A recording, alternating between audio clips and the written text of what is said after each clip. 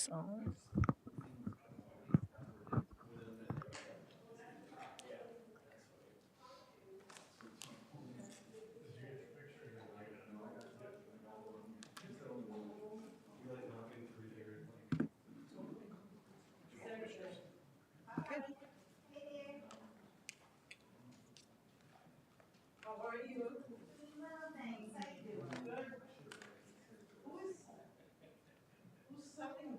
No, that's a thank you if you'd like it on the way out.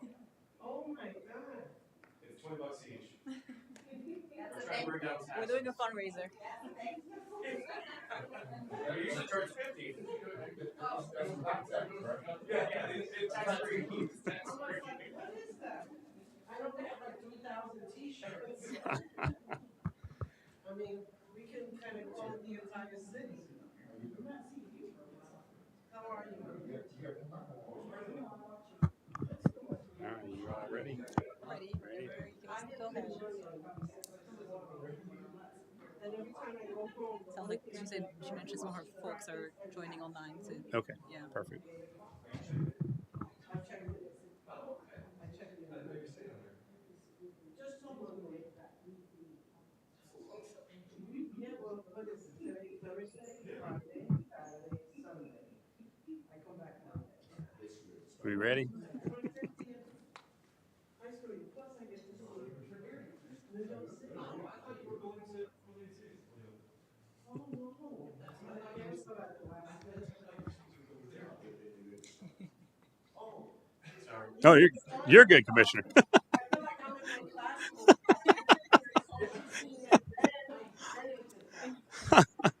Well, good evening, everyone. I think I know just about everybody in the room, but my name is Radley Williams. I'm the interim city administrator. We have our consultant, Barry Dunn, here with us. They'll be introducing themselves here shortly to help moderate and lead this session. Appreciate your time and energy to come out tonight and participate in our Vision of Apopka Strategic Plan Community Forum. This is the first one. We will have two additional tomorrow, one in the morning and one early afternoon, 1 right? to 2:30. 1 to 2:30. So with that, I'm going to go ahead and hand it over to Charlene and let her take it away. All right. Thank you, Radley. And good evening, everyone. Give yourself a round of applause, firstly, for showing up tonight for your city. This just tells me that you all are very much, interested parties in your community. So thanks for being here.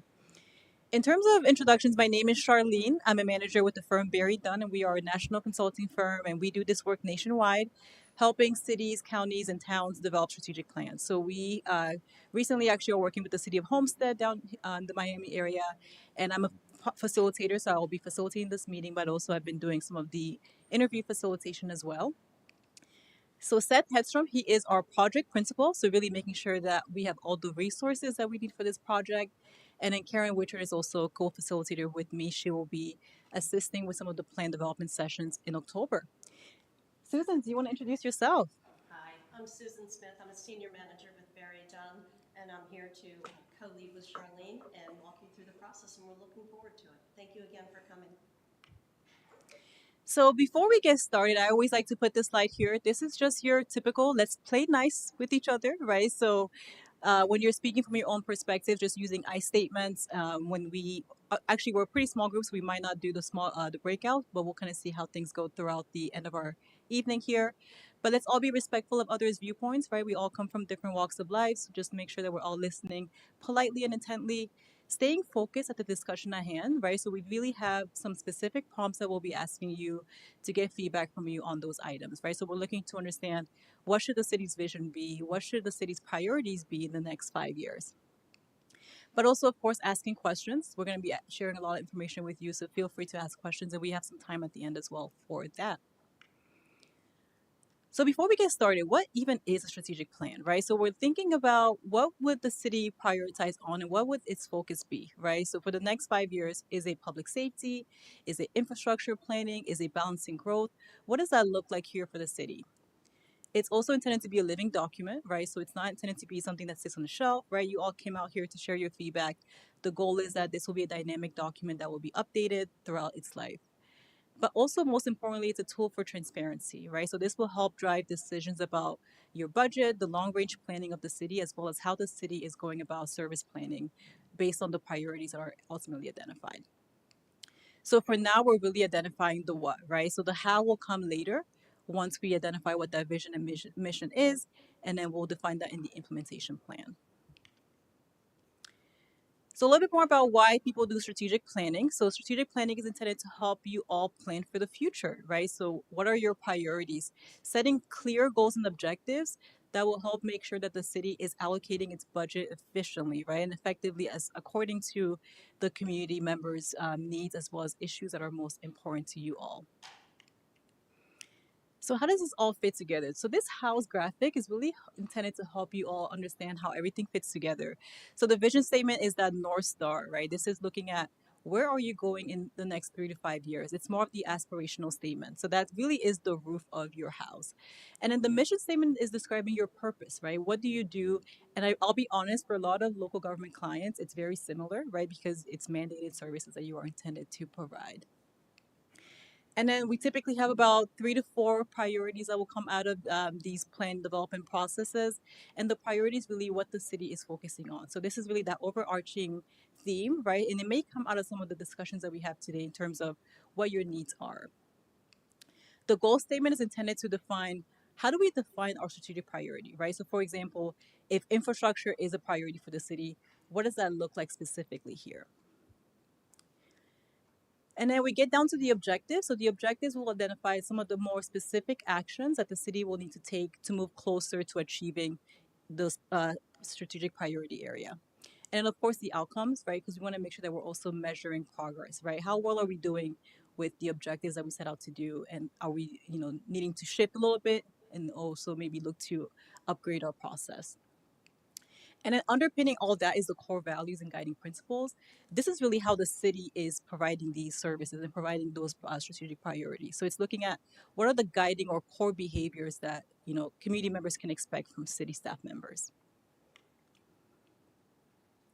So how do we go about informing our process? We want to make sure that we're hearing from various processes and various people and various documentation. So you'll see here the community input is one of them that's really critical for this process. So forums like this, as well as some of the select interviews that we conducted throughout the process, is a really critical piece to getting our information to help us gather how people perceive the city. We also have a community engagement site called Social Pinpoint. If you haven't heard of it, who has heard of Social Pinpoint? Who's done the survey online? You did that, okay. I tried to do it. The link at the city doesn't work. Okay, so that's good to know. We'll look into that. Okay. I tried it before I came today. Oh, okay, yeah, The no, link I to did. it, and it just kept sending me back to the same link. I had the same experience yesterday. Okay. I did mine kind of early on. Well, this is good to know. So we'll make sure to provide that feedback so folks have access to that. Look at it ahead of time. Okay. So yeah, that website is intended to help people who can't come to these meetings, right, to be able to also share their feedback because we do realize that you have a very young population, right? So for people that may be at soccer practice with their kids, they can still make sure to provide their feedback on the website. And then we also are looking at demographic data and economic data. Just look at some trends, right? Where is the city going? Where has it come from? And how does that help us plan for the future? And of course, looking at the current budget, because that helps us inform how the city is currently allocating its resources. So before we go any further, I always like to ask this question at the beginning, just to kind of see how you all perceive your community. So which words best describe the city?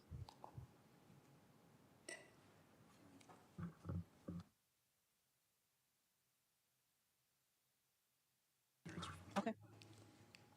Who's our brave soul? Which words best describe the city? Growing. Okay. What else? Diverse. Diverse. Yep. I'm trying to think of the word for not close. Like we have segments of people, and we have segments of people who aren't engaged at all. Okay. And I would even say there's some segregation here. Okay. So someone said there's some segregation in the city, and there was also a comment about diversity. So it's interesting how those are a little bit conflicting. Okay, we'll explore that. What else? It's friendly. I mean, Friendly. Okay. Okay. Those are all pretty, pretty nice words, right? And I always ask this question because as we look at developing the mission statement, we like to hear some of these as well, right? To make sure that when we develop that statement, it's really tailored to your community, right? How you all would describe your community. Anything else before we move on? All right, so now we're going to get into the community profile. So this is intended to give you just some context before we get into our strategic plan development brainstorming, right? So we want to make sure that we're giving you all the context before we really dive in. And as we're going through this data point, think about it from a perspective of developing a strengths, weaknesses, opportunities, and improvement analysis, right? So think about what are some of our strengths from the city, what are some of our weaknesses, and how can we improve those, right? So think about it from that perspective too. So here we look at some of the population slides. So as we think about where we're going, it's always important to kind of know where we are today, right? So this gives us a snapshot of where we are as a community. So the current population is at 60,000. This reflects actually a 10% growth from 2020. That's only 4 years, right? So that really shows, someone said that the city is a growing city. It really reflects here that, this is the case. And it's really significant as well from a planning perspective, right? So as you think about your infrastructure, right? How do we potentially reduce traffic or housing and other services that you may be providing to your residents? But also the city may need to start planning for intentional growth, right? To make sure that we're balancing growing while also maintaining the character of the city. From a median age standpoint, you're at 38. That's a very young for a lot of communities that we work in. So you have a very young population, which really suggests here that you have a balanced community with both young families and also older adults. And as we think about in the context of strategic planning, this may think, you may think a little bit more about how does this impact the services that we're providing? How does it impact the amenities that we're providing to our residents? Can I ask you, I'm sorry. Yeah, Go ahead. go ahead. I just wondered if these slides are available to us at the. At the end, so we'll be posting this on the website. And so the question was, are these slides available? And the response is, we will be posting this on the website. The medium age. I always try to figure that out. How do you figure the medium age? What data do you use for the medium age? So that's a good point. So we're using the data from the Census Bureau, and it's essentially taking in all the ages to come up with the average for the median age. So, yep. And that's the same way you came up with median income? And so I will say that's a little bit lower. Again, this is data from 2020. So I think it's about 90,000 right now. Is that surprising? Yep. Yes, that's surprising. Do you- Yeah. Is it higher than you expected? No, yeah, very much higher. Really? Okay. Yeah, so this is from 2020. It's 90,000 right now. Yep. So they're saying this is, when was this done? This is the 2020 census data is where this comes from. 2020 census. Yep. Yeah, because that's the latest one that we have. Yep.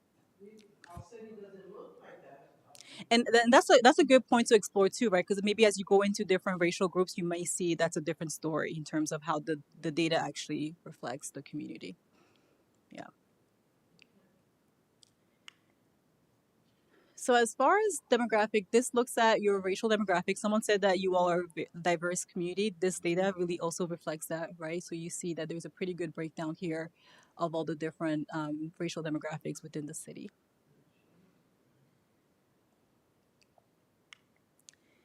And then as far as age, you had a question about how is this calculated, the median age. So this is looking at more of a breakdown by different age groups. So you see under 20 to 44 is actually where most of your residents sit in. And then 45 to 64 is the other side of it as well. So again, just reflecting that you all are are young population here.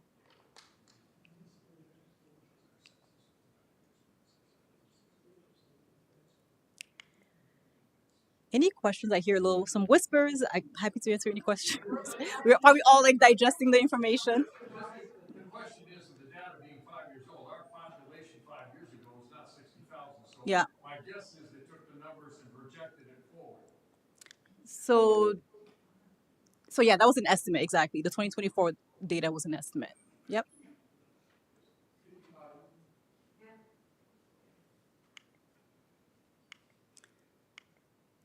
So in terms of comparison, we wanted to benchmark you all against some of your neighbors. So we looked at the city of Sanford, Winter Garden, really looking at based on size, but also proximity as well. This is really just to give us some more context. So the median age for the two cities on the right as well are around the same numbers. So indicating again that well balance of mixed young residents as well as established families, which can impact how you go about maybe park design or job training programs as well. And as far as the median household income, you're sitting right in the middle as compared to both Sanford and Winter Garden.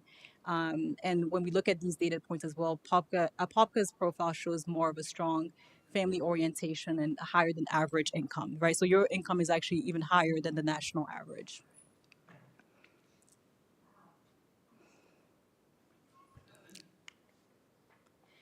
So as far as growth, we hear a lot about growth in Apopka, right? So we wanted to see how are you all growing as compared to your neighbor.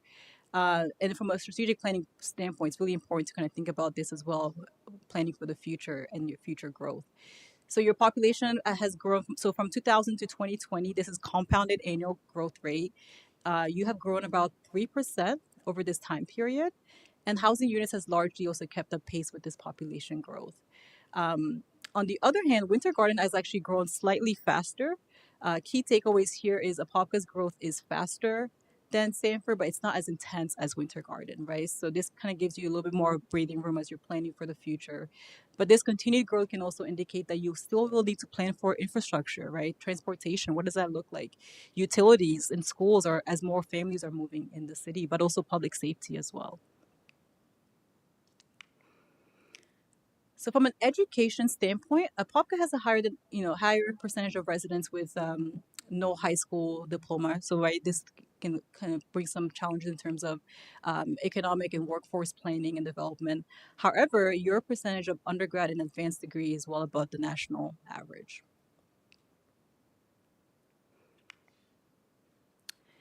So as we think about strategic planning, we should also consider at-risk populations, right? So this would include people with disability, older adults, households without vehicle, people whose English is not their first language, but also SNAP residents. And this really speaks to access to services, but also considering how the city may look at servicing its high-risk populations, right? So a high key takeaway here is that the number of people who speak other languages is really high as compared to the other cities that we are comparing you against, city of Sanford and Winter Garden.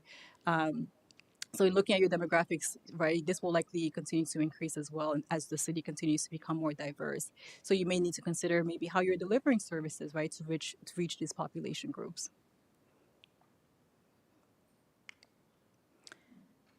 So more on the income, and this slide really is looking to highlight income demographics between the three cities here across these different locations. And looking at this slide, you can see that there is economic diversity within the city of Apopka, right? So again, this is really that breakdown in terms of what percentage of people are making under 15,000, or what percentage of people are making around that over 200,000, right? So that's kind of how that median income is brought about. So you can see the majority of your population, they're making around $74,000.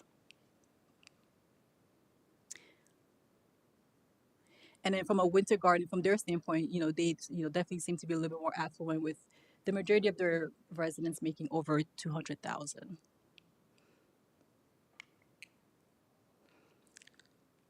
So from a housing standpoint, again, this is a hot topic, right? When we talk about balancing and managing growth, right? How do we plan for affordable housing, for example, while not overdeveloping? One key takeaway from this slide is about 30% of your residents spend more than 50% on housing. So that's the percentage of household income over gross rent.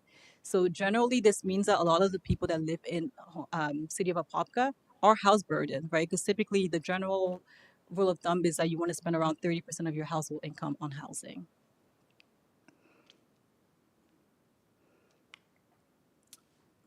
And then when we look at mortgage, so this is actually not rent, this is mortgage to income. You also can see here that the largest cohort for Apopka residents, about 15 to 19% of residents spend around, the largest cohort shows here that 15 to 19% of their salaries is spent on their mortgage. So folks that locked up maybe during COVID, have a lower interest rate, so hence they might have a lower mortgage as well. As far as transportation, this is really interesting, right? Because it speaks to access to get around. How are people getting around to their amenities? How are they getting around to grocery stores, activities? As you can see, this is probably not surprising to you all. Apopka, as well as your neighbors, you're kind of just car dependent. That's just the nature of where you are from the location standpoint. So this livability index actually comes from the AARP. You're probably wondering why are we using data from the AARP, but they actually have something called a livability index, and it looks at how you compare to similarly sized communities and the areas of factors that typically will determine how high a quality of life for people are, right? So it's looking at housing, how affordable housing is, your neighbor, what's the proximity to amenities, transportation, how convenient is it for people to get around. So as you can see, you have a score of 53. So no city has a perfect score of 100, right? The highest score within your cohort, so similarly sized cities, is about 73. And then the average score is at about 48. So again, key takeaways as you're thinking about strategic planning, let's talk about, how can we improve some of these numbers, right? So that you all can improve your overall livability score. What's that? I can look into that and give you that data while we go into the break. Okay. Actually, Susan's going to take over, so I'll actually look up that data for you right now. Is it drop down? Yeah, so this Don't is. hit the middle? Mhm. Or do hit the Yeah, middle? do hit the middle. Do hit the middle. I need directions on this. Other than that, we're good. All right, so we did a survey, and I am sorry some of you didn't get to take it, but we did have some good success. We had about 75 responses. And what I'm going to do is I'm going to give you some time on these because there's a lot of data. But what I really want you to understand is the 5 aspects that you think Apopka should prioritize in its next strategic plan. Your top one is growth management, and that's fantastic. Your roadway maintenance and infrastructure is number 2. Your city beautification is number 3. These are amazing responses. People are really invested in this community if these are the types of responses you're getting back. So it's very, very positive. Following through as you go down, some parks and outdoor spaces came in 4th, and water and wastewater infrastructure came in 5th. So people are paying attention. So we normally only go over the top 5 and just kind of give you a highlight of what the responses were. But these are really, really eye-opening and very positive for your community. But I will give you a minute just to go down through the rest. So you only received 75 responses? Mm-hmm. So far, and I will note as well. I thought when I asked, I know I had asked how many had been, Kelly, I think she told me a little bit over 300.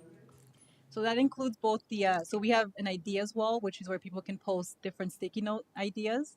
And then we also have a survey. So the 300 includes both the ideas wall and the survey, but we're at 75 right now. I think for a community of your size, I'd like to see us get to maybe 150. So the social pinpoint site will be open after this as well to make sure that hopefully people can go in and respond to that as well. Okay, so we're going to move on. The next question that we surveyed was, what are some things that the city government does well? And we, very openly check all that apply. And your number 1 was civic spaces, amphitheaters, community centers, athletic fields, etc.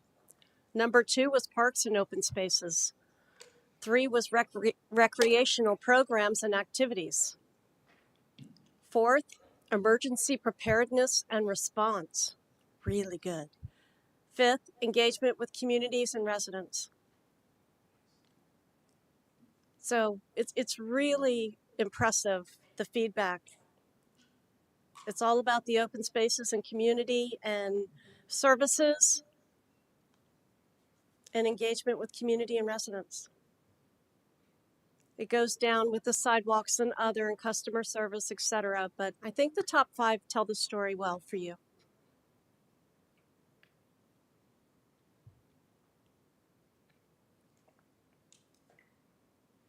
I'm waiting. They're taking pictures. Okay, good. All right, moving on. The next survey question was, what are some things that the city could do better? And again, it's a theme. City beautification, road maintenance, economic development, water and sewer infrastructure, stormwater and drainage infrastructure. These are all really important goals. Very high percentages on those top 5. Again, it covers more parks and open spaces and sidewalks and things as you go down affordable housing. But if you look at the top 5, there's definitely a trend that we're seeing from the responses.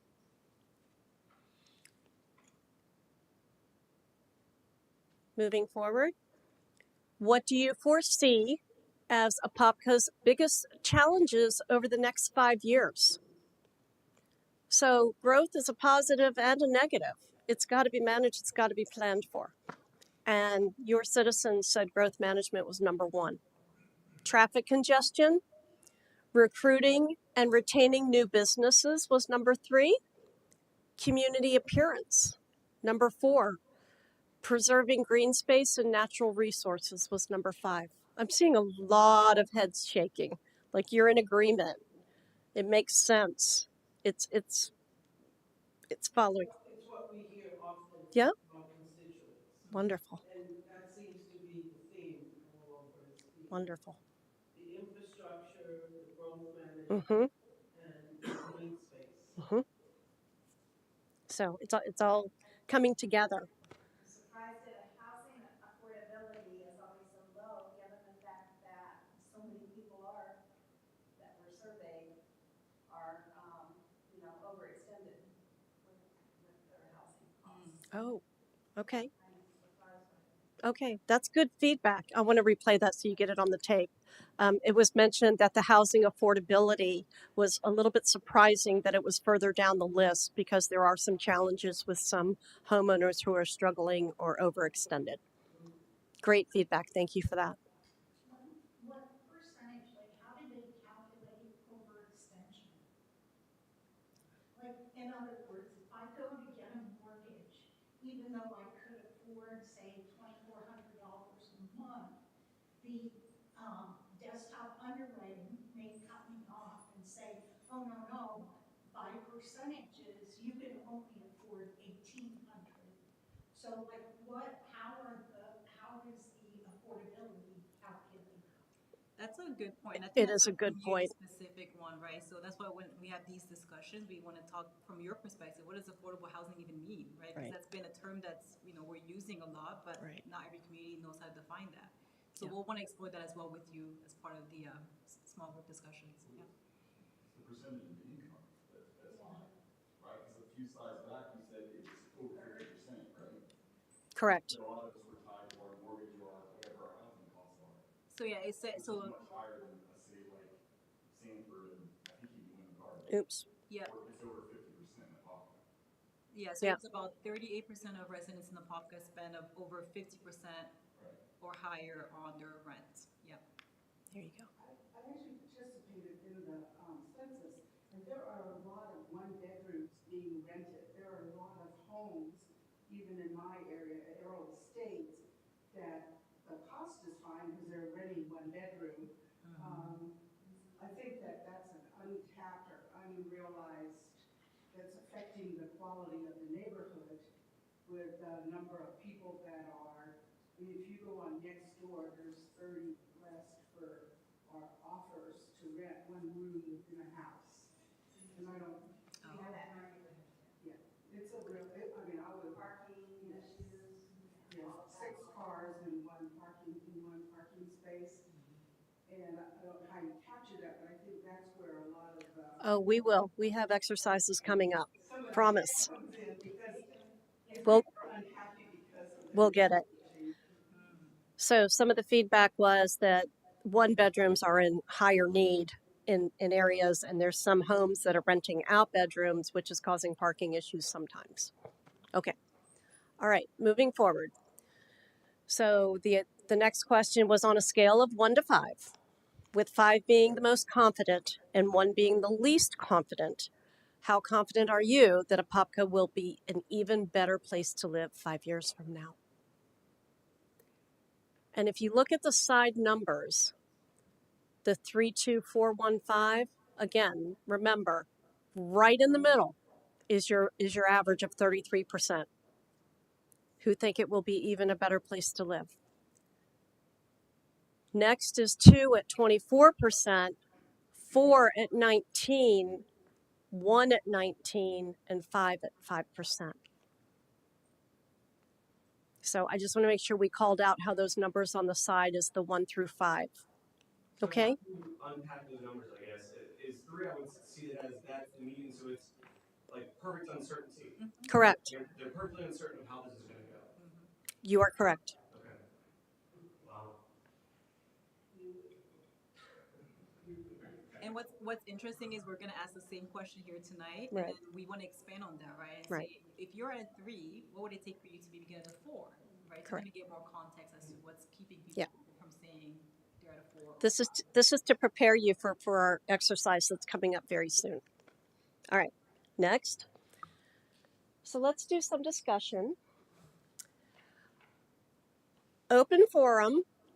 Were there any surprising insights in the demographics data that you feel are important to consider moving forward? In the demographics, what I did see, or I didn't see, was you didn't capture the migrant population here. Okay. And we have a large migrant population. Okay. That's great feedback. Thank you. yeah, and sometimes the challenge with that is, folks may not feel necessarily comfortable filling out those surveys, Right. even the census as well. But we can definitely look into some Sure. points for that. Well, that was a question I had because the census, there's a lot of discussion and debate going on right now about, who's represented in the census data. Okay. We can drill down into that for you. All right.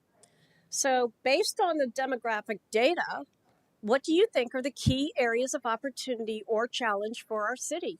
What is your opinion? What are key areas of opportunity?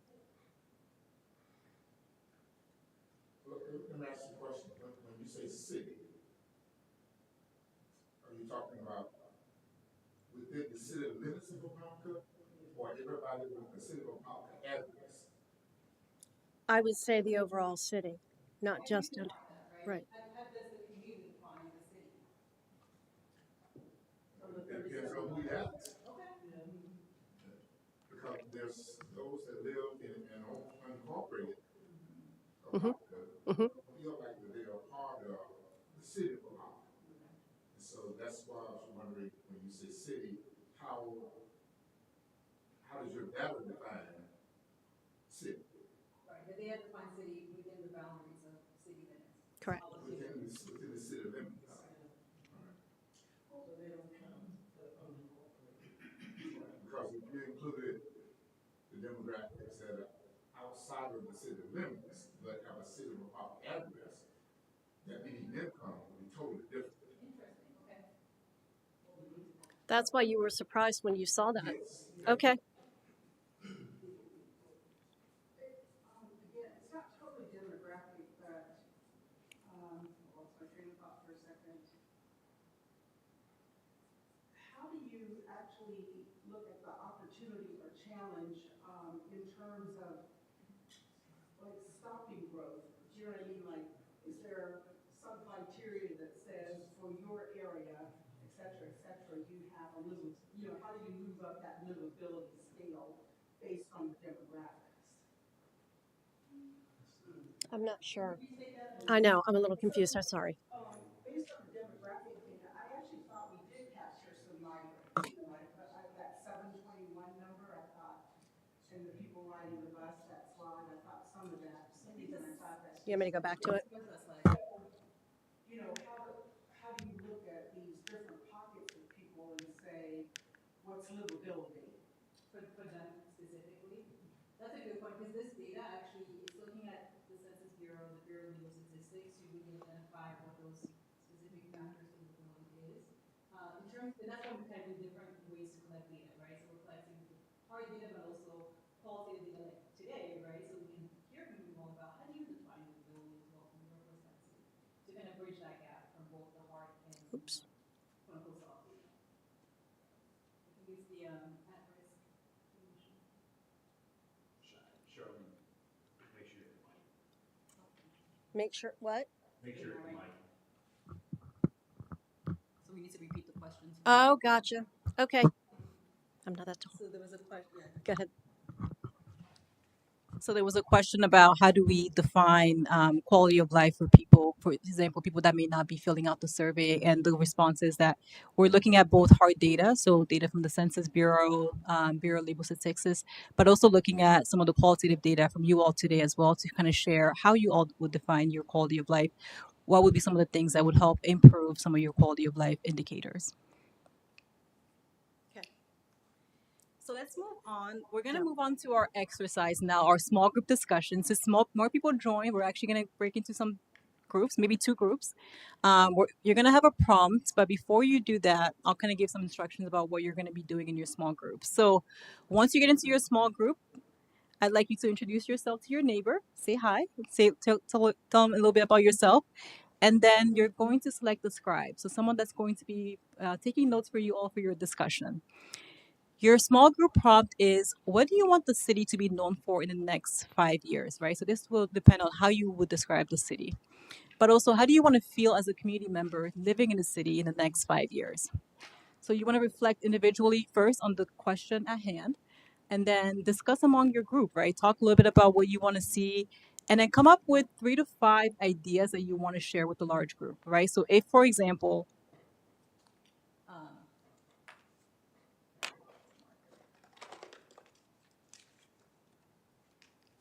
so if your idea, for example, is you want the city to focus more on public safety, right? We don't want you to write a whole thesis here. Just write big public safety. So we know what that means. And then when we come back in the large group, we'll have a larger discussion and see if there's alignment between the different groups and start thinking a little bit more about how do we group some of these into themes. Does that give you enough for the small group discussions or can I help answer anything? I just got one question. Of course. So the strategic plan is just only focusing on a 5-year span? Usually it's 5 years and you want to update that every 5 years, right? Because so much changes within 5 years. You think about 5 years ago, how life was versus now, things have changed. So you want to look into that 5 year horizon. And the goal is that you're continuously updating it. So the strategic plan is going to set the vision for a city, or is it vice versa? Yes. So the question is the strategic plan going to set the vision for the city? And yes, it is. It's going to set the vision for how the city is planning its budget, how it's providing services to the community based on the needs that are identified within this process. So basically, every decision that's made from high level to low level should be able to be tied back To to the the plan strategic. in some capacity over the next 5 years. Correct. So the statement was every decision made should be able to tie back to the strategic plan, and that is correct. So then if you go back one slide, Where's the clicker? so I'm not sure if we addressed that last question. How do you think the demographic trends present by influence into decisions or strategies? Mhm. Well, uh, we're talking about annexation, annexing and incorporating parts of Apopka, and I think that's going to influence Mhm. the future decisions as far as demographics are concerned, and it's going to affect how we budget as a city. Mhm. So the statement was the annexation is going to impact, right, how the city is planning its budget and kind of the growth that will come about that as well. That's a good point. I'd like you to as well explore that within your small group, and we'll come back and have that large group discussion after that. Even now, we're building actually more affordable housing units. So we're now bringing in a whole new demographic into the community because of the affordable housing. Okay, so the statement was the city is building more affordable housing, and this is not bringing in, you said, more diverse community members. Okay. So what we're gonna do is we're gonna count down so that we can just have folks meet different people. So we'll count down. So we'll have two groups. So we'll start with you. You're gonna be 1, 2, 1, 2. You're 2. Yep. Are you participating? 1. Yep. One, you want to stay together? You don't want to meet anyone else? With three elected officials up here, so Yeah. So you all we'll split up. you can split up. Okay. We'll kind of just stand back. I Okay. just came to listen That's perfect. That's actually where we want our elected officials. Yeah. certain questions because I just wanted some clarity. Absolutely. Thanks for that. So we have they're gonna stay together. One, and then are you participating? City employee. Okay. So we perfect. We have our two groups. You're gonna. Oh, perfect. Thanks for joining us. You're right at the right time. I'll come and debrief you about the exercise. She's two. What's that? Well, yeah, we'll go back to it. Yeah. Yeah. So what you're going to do is you're going to have 20 minutes. So again, individually brainstorm on the question, think about the question individually, and then share with your group. And I'll bring you some sticky notes so that you can provide your ideas for us. Okay.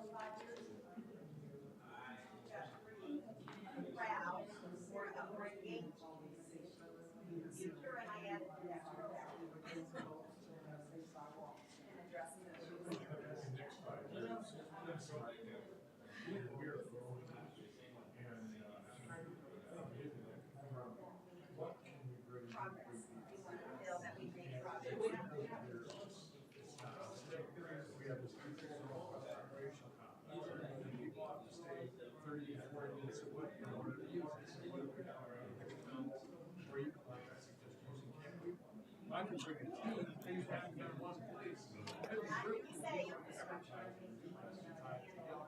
And then, in the next 5 years, it should kind of the direction of the city. And it seems to me that's, we have 85 city council meeting where we're making suggestions. And to hear the mayor on Channel 13 do say he's putting a couple roundabouts on Boncan, like, well, if you're on 3,000 more cars and 2 roundabouts on Boncan is not going to fix.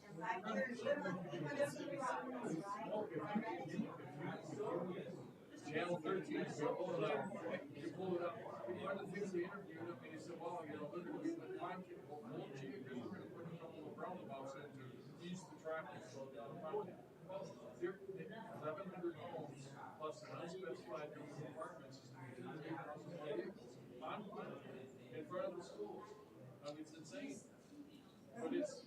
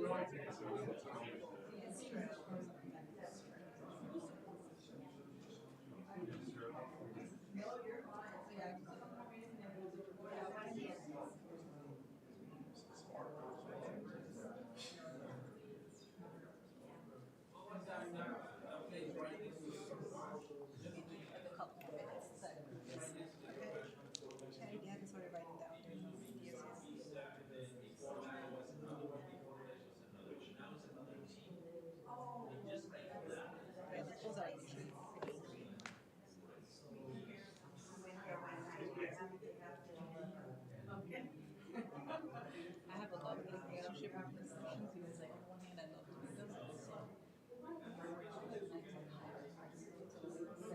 relationship with these sessions because, like, on the one hand, I love doing them, but also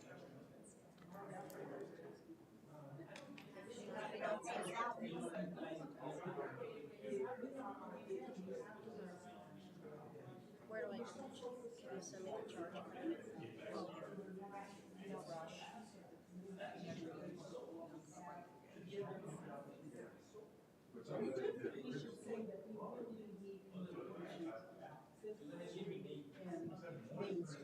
Where did Bill live?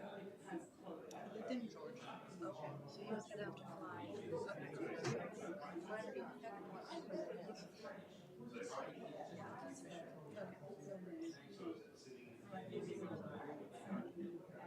think at this point, Seth is gonna absorb the cost.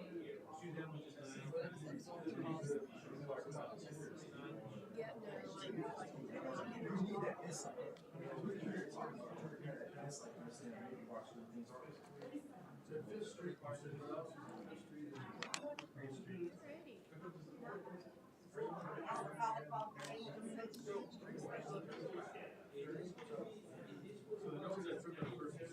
Just a quick time check. We have about 2 more minutes.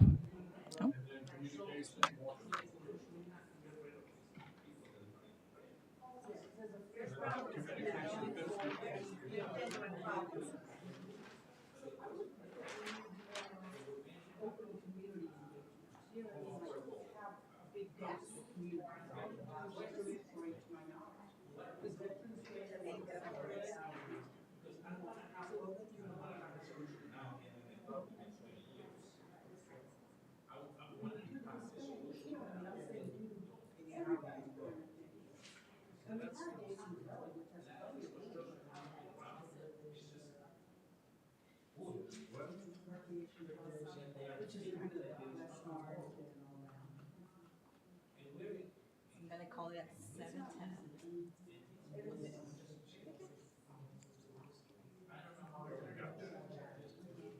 So what would you rather do? Would you rather do the report out or because I know the sticky notes, it might be easier for you to work with the sticky notes and you're just gonna have them like so just all the sticky notes. You work I will do whatever you want with it. Yeah, just because I know how to what do you want me to do? So I would just say call the small groups up and then just so yeah, pair them out so they'll share their ideas and then just ask them like what's some areas that you see, what's some areas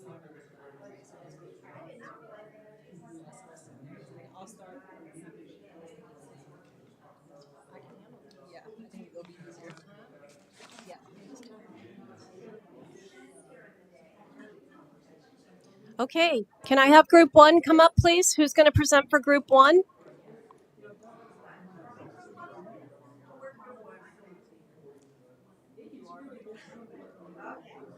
Okay, does everybody want to come back to middle? Yeah, can you give them a sign?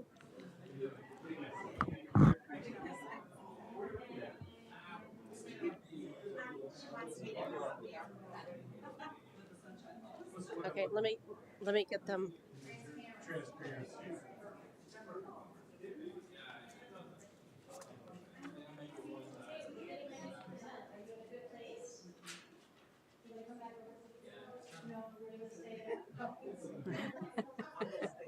Oh, they got a table and T-shirts.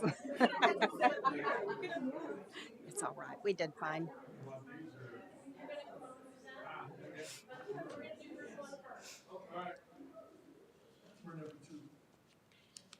We're number one.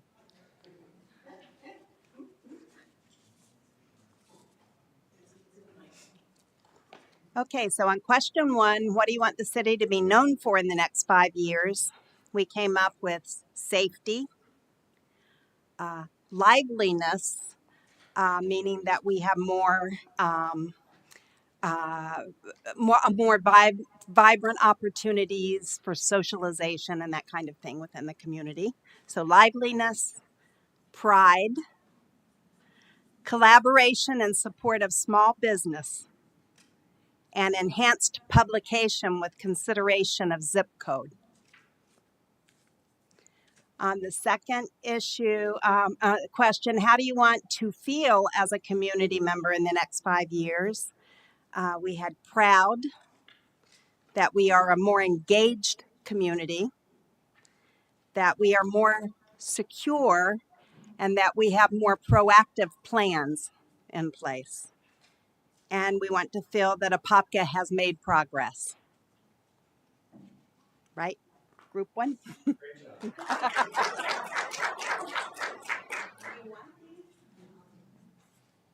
Yes, please. Thank you. Group two?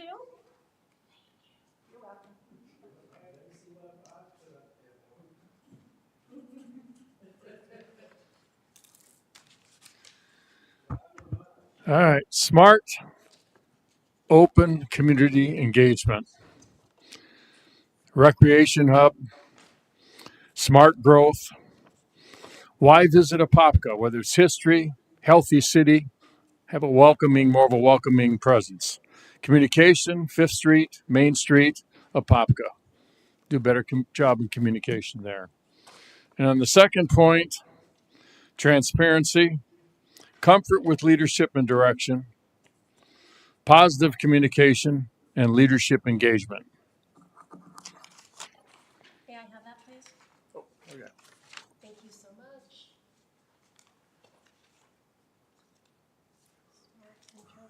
So between both groups one and two, do we see any similarities in the ideas that came out?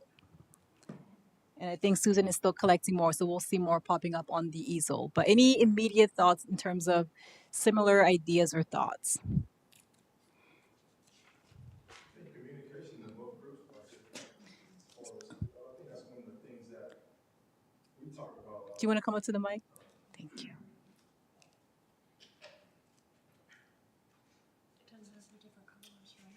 Okay, from group two perspective, I think, and listen to group one if I heard them correctly, I think communication is key, because you have a lot of things that say taking place in the city, but there's not one cohesive voice that speaks on the particular that's happening. So we have a lot of individual groups that may be doing things, but there's no sense of community when you look at it from a holistic approach. So communication is definitely key. There's a lot of breakdowns in a lot of different areas, which some people felt that it make it confrontational at times, but I think that's really the key to it all, because if you get that was meant transparency to where people know what's going on, don't feel like things going on behind their back, whatever the case may be. I think everybody's a little bit at ease, and they let the flow of information kind of go between the areas that needs information to be had per se.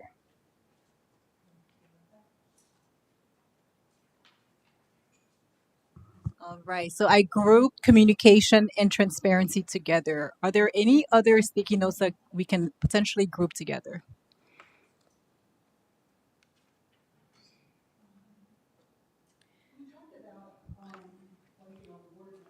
Can you come up to the mic, please?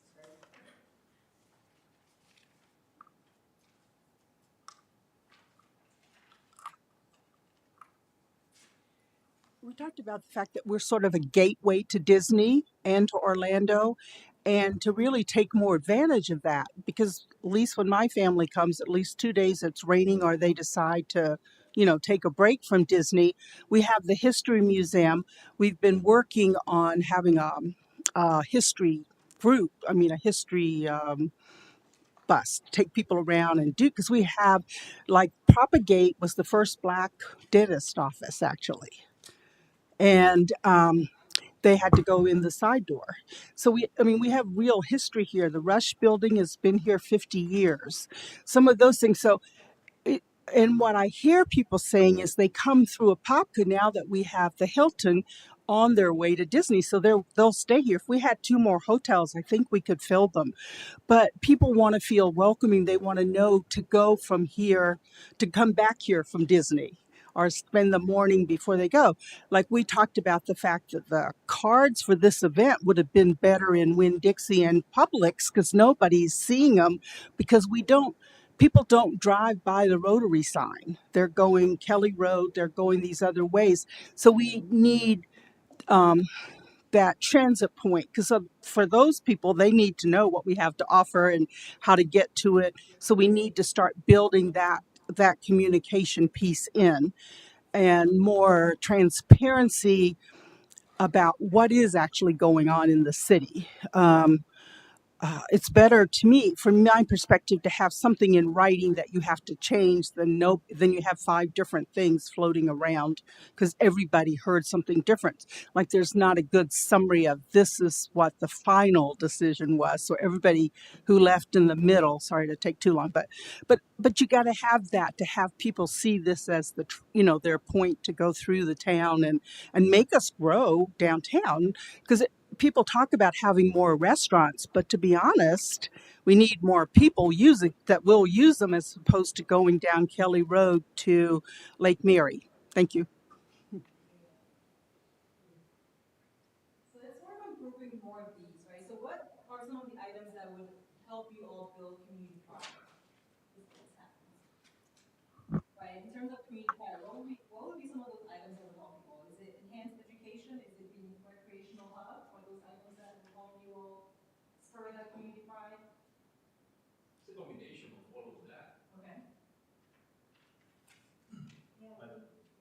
You say the recreation is probably the biggest, like, draw. You know, Okay. Recreation is the biggest draw. because you got Rock Springs, you got Wekiva Springs, you got Lake Apopka, you got the birding thing, and then you have the Hall of Fame. I mean, Field of Fame, Field of Dreams, and you have a lot of youth that's coming in and out of the city.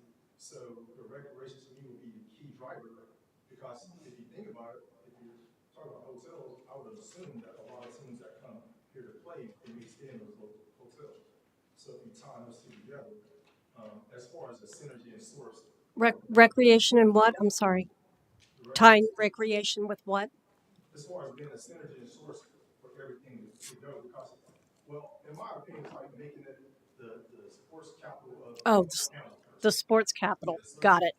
make it like Disney has whatever they have off field, that world sports that draw a lot of people in. I think we can rival that, even though it's going to be more from a city perspective, to where, hey, we know a lot of people play sports. We have all these sports taking place here in the city of Poplar. How can we build on that? Got it. Because it's a natural draw. So use the sports as your foundation to grow. Your additional hotels, restaurants, getting people in the restaurants. So it all ties together. And we did talk, and I think it's important that we do more community-focused events, like we do the Hispanic Day and we do the health and wellness. But we don't, and like we said, there's 37 miles on the county, but we don't say this is Celebrate Apopka Day. The only thing we do as a big, everybody comes, 20,000 people come to the Christmas parade. Oh, But we don't know each other and people don't come from Kelly Park over to get Land Nelson because we need more, like, this is for everybody kind of so thing. you want And it could be at Jason's Dwelly or, a more global, like your Christmas parade, to bring in additional, events that make people feel part of it. more events, more people from surrounding areas to share in your community. Absolutely. Oh, yes, you're right. Thank you. Yes. So you have a Polish festival, you have a Hispanic day. But think about the demographic. Mm-hmm. 38 years old. Mm-hmm. What's a 38-year-old going to do? So you need to consider your median age, Exactly. which for your area is 38. Yeah. It's a good focus. And I would say, a lot of people at Polish Festival fit in that criteria. Okay. So we're going to bring age with area, with sports, with growth, and it's all going to come together. That's what we're hearing.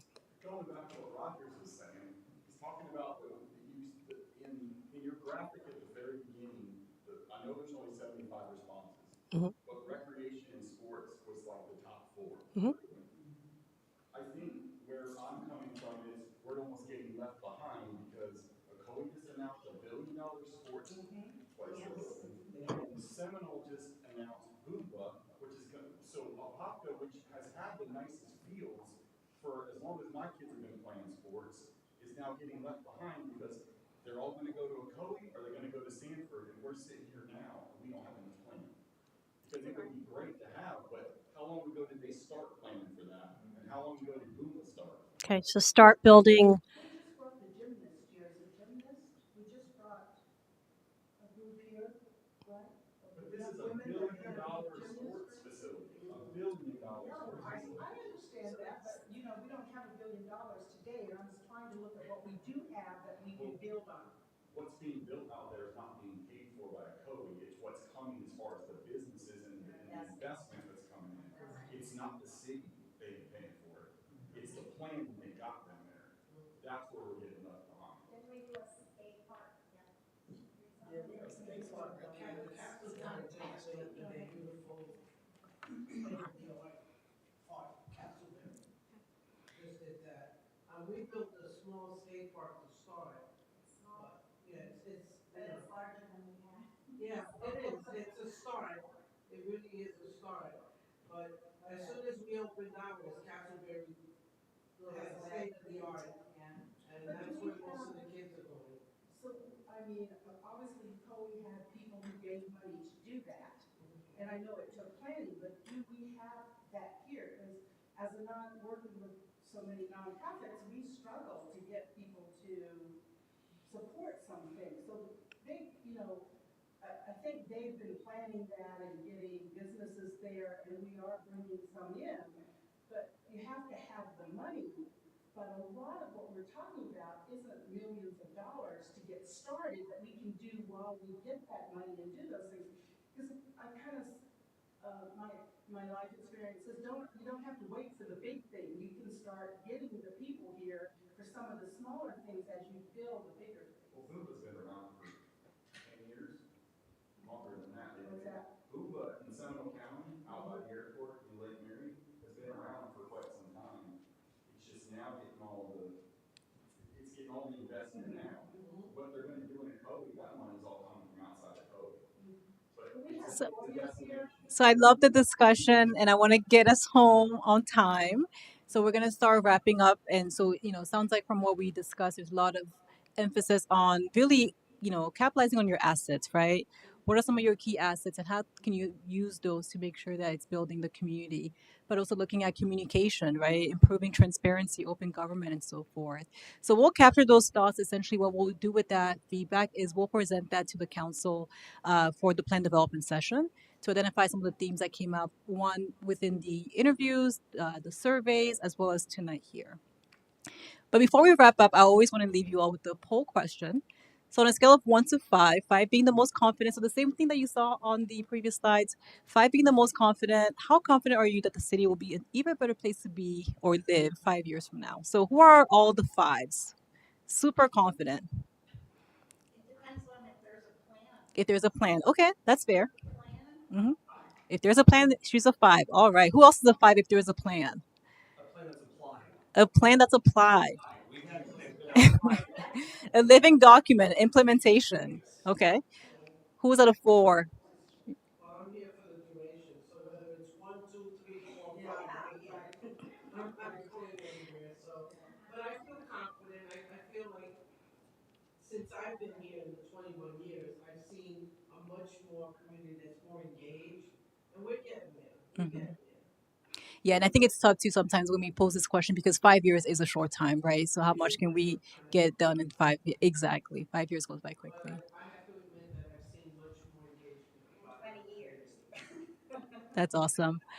Well, as far as next steps, we're currently in phase 2. That's the stakeholder engagement, right? So looking to get more feedback. So there's 2 more forums happening tomorrow. So if your friend couldn't make it tonight, have them come tomorrow. We have one at 10 a.m., 10 to 11:30, and then one more at 1 p.m. to 2:30. It's going to be the same exact presentation. So feel free to have them come up here. And then once we complete our stakeholder engagement, we'll go into updating our environmental scan, right? So based on the feedback that we heard today, look to incorporate some more data points that we're missing. And then, as I mentioned, conducting those plan development sessions in October. Ultimately, from there, we'll start creating the draft plan, right? The beauty about this process is this draft will come back to you as a community. We want to make sure that we got it right? Did we miss anything from what we heard today? Once we present that draft plan, it will go into adoption by the council. So again, I want to thank you for being here. Give yourself a round of applause for being such engaged people in the community. If you want to fill out our survey, there's also a QR code on there for you to snap and kind of go on our website and check it out. So again, thanks for your time. I hope you all enjoy your evening and drive home safe. The survey that you've been, should we do the survey? If you'd like, yeah, if you'd like, it's Still open. do the Of survey, course. even though we participated tonight. Exactly. You can still do a survey even though you participated today. Yes. Yes.